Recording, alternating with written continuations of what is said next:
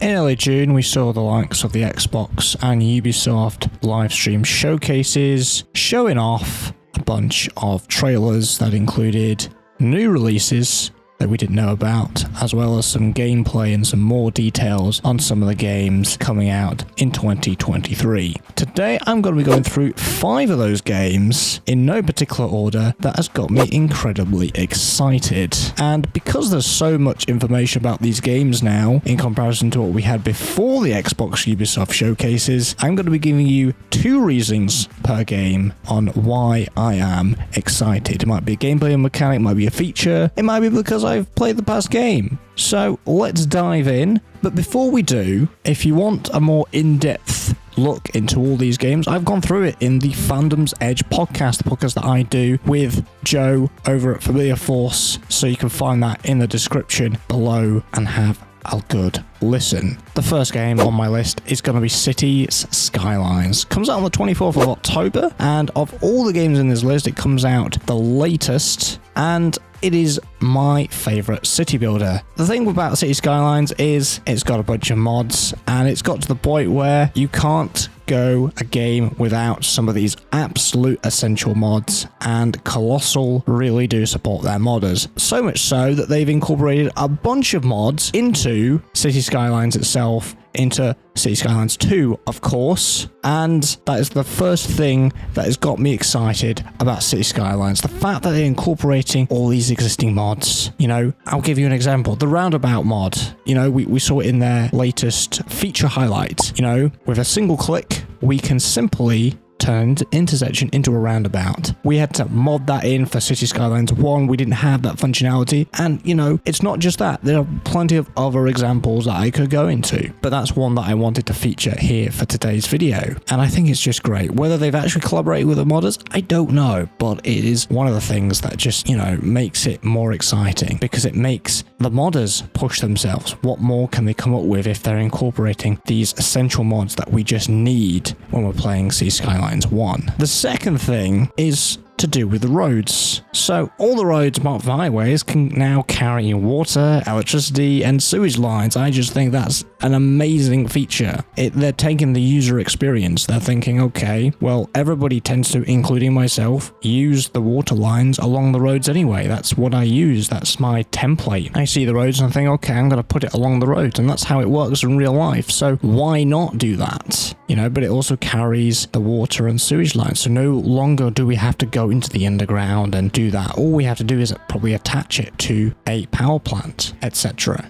And that's it. It just makes our lives just so much easier, and just, you know, makes that experience easier. Makes so we can focus more on other aspects of having a thriving, beautiful and functional city, and I just love that. Now moving on to game number 2. I'm going to be starting a bit of a racing theme here. It is Forza Motorsport, and that's coming out a little bit earlier in Cities Skylines on the 10th of October.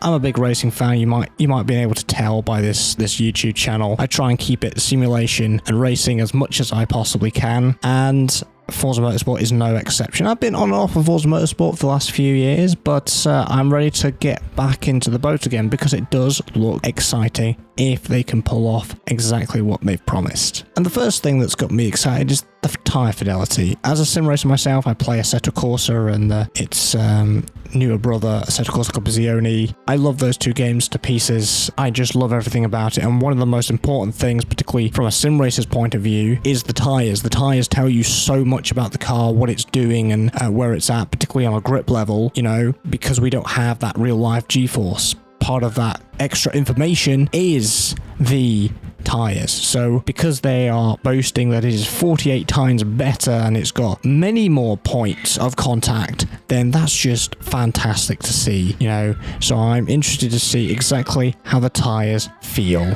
Now, the second thing that's got me a bit excited for Forza Motorsport is they have mentioned that you can start from the slower and low-ended cars and work your way up to the fast one, and this was more in reference to the Builders Cup. And that does make me excited. In fact, that makes any racing fan of any racing game excited, because we might potentially get a career or some sort of progression that we've always wanted. You know, start low end and work your way up to maybe a hypercar and, you know, whatever it is, whatever you want to kind of go into, you know, start with something like a 90s hatchback, work your way up through the different championships, the different leagues, and then eventually get to that. Is Forza Motorsport going to go that way?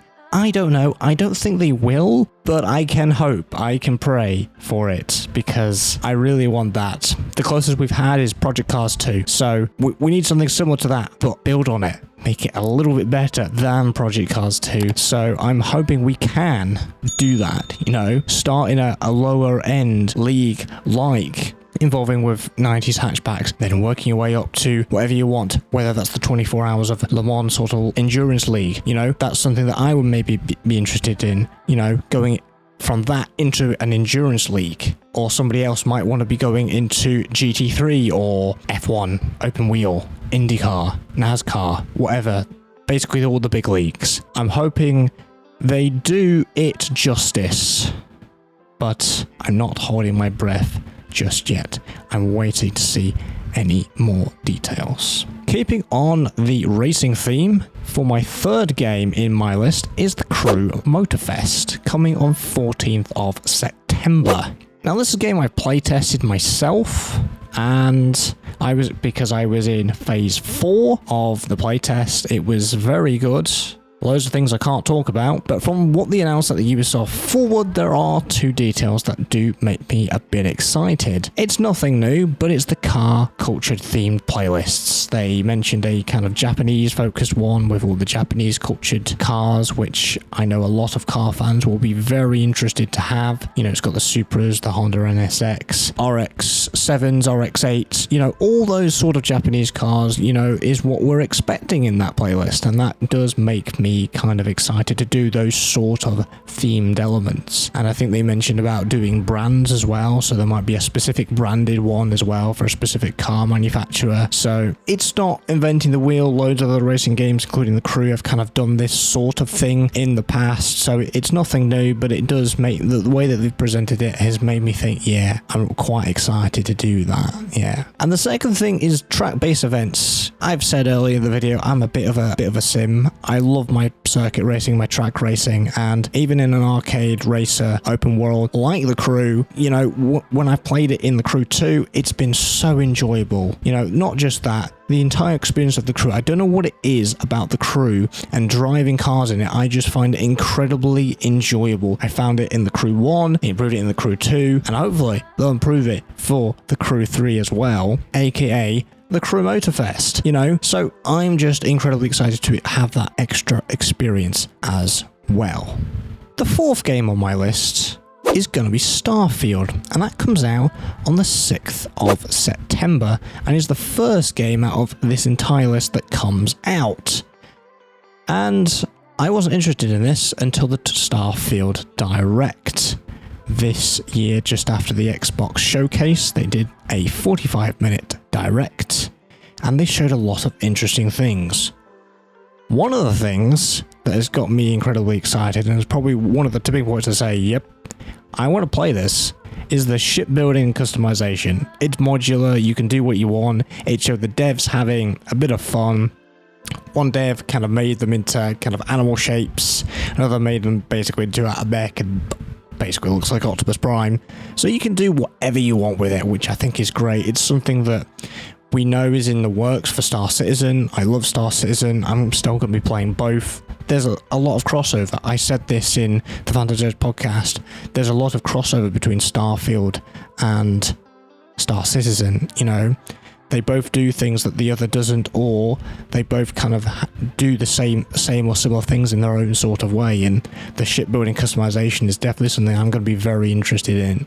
So I was like, you know, particularly when it comes to space games, I appreciate a good looking ship and I like flying them. So that's going to be something that's got me really excited. Now, the second thing is also in relation to ships, and that's recruiting crew members for your ship. So whether that's from exploration or, you know, assign them to an outpost. So wherever you pick them up to, you know, you can have them as your ship crew, or you can say, hey, go to this outpost, and their traits will affect that outpost as well. So that's pretty cool. I think that's just a really cool idea. It's been a concept idea, I think, for Star Citizen. It's not really been implemented in anything recently. It is something we are going to probably get eventually down the line, but what's closer is Starfield. So that is why I'm incredibly excited about those two features when it comes to ships and your ship crewmates. Now let's dive a little bit off-brand for this channel. A game series that I absolutely love. This is the 5th game, Payday 3.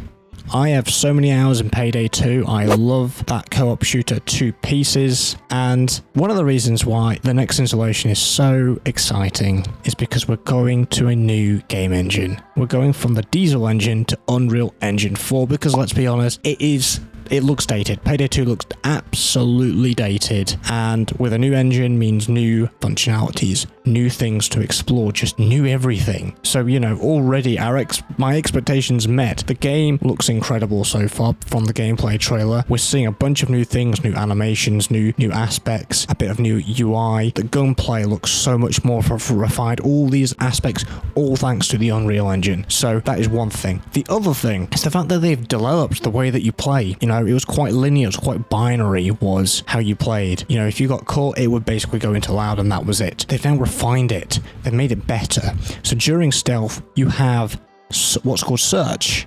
So the guards will go off their patrol routes, which they would normally do in Payday 2, and just search for you. They'll be suspicious. They'll be like, wait a minute, something's not right. And, you know, let's try and find this intruder. So that's really exciting. And then when if it does get to loud, you've got negotiation. So you've got negotiating for things like resources or time. So that's really cool. Before it goes into loud, and even you can trade hostages and all that, can do that negotiation at the start. At the end, you get to basically choose. It gives you more freedom, and I absolutely love that about the new Payday 3 stuff. Fantastic details. That is the 5 games I'm excited about in 2023. Obviously, there are so many more details. As I said at the start of the video, if you want me to go into more in depth, go and listen to the Fandom's Edge podcast. Links in the description below. I want to hear what your top games, what games are you looking forward to in 2023? Now, all these games I've listed, I do plan to play from release. I'll be streaming them on Twitch. I will also be making some videos here on YouTube. So if that's something that you like and you enjoyed this video, in fact, and like to see more, make sure you're subscribed. All my social links are in the description below, including the new TikTok. And I'll see you guys in the next one. Take care.